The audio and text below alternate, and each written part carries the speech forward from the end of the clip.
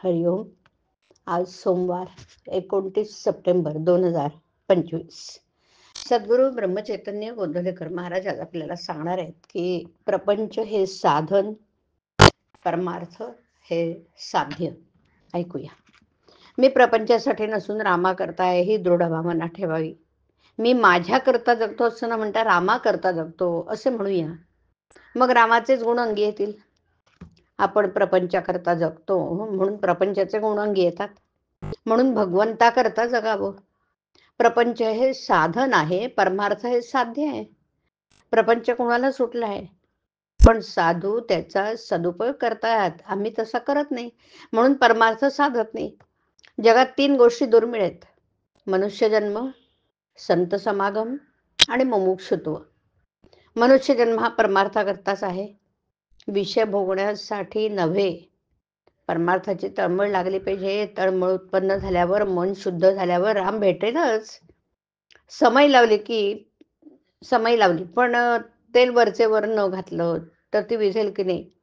स्मरण रूपी तेल वारंवार घालावे, मग परमार्थ दिवा कायम राहणार. परमार्थ हा मुख्यतः अनुभवाचा आहे. पंढरपूरला जायचं असेल तर वाट चालू लागलं पाहिजे. मग वाटेत कुठेतरी वाट दाखवणारा भेटतोच ना. निदान पाट्या तरी आढळतात. आम्ही परमार्थ मार्गावर प्रत्यक्ष चालूच लागत नाही, मग वाटाडा कसा भेटणार. परमार्थ मार्गावर गुरु खास भेटेलच, म्हणून रामाचं अखंड स्मरण ठेवून परमार्थाला लागूया. आचार आणि विचार यांची सांगड असावी. पोथीत जे ऐकतो ते थोडं तरी कृतीत येणं जरुरीच आहे. पोथी वाचल्यानंतर जेवढं कळलं तेवढे तरी आचरणात आणायला काय हरकत आहे.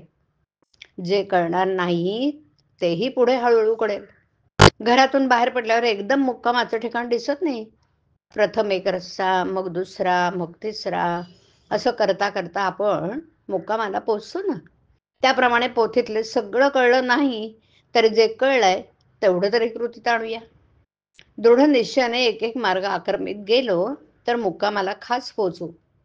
म्हणून भगवत स्मरणाला जपलं पाहिजे.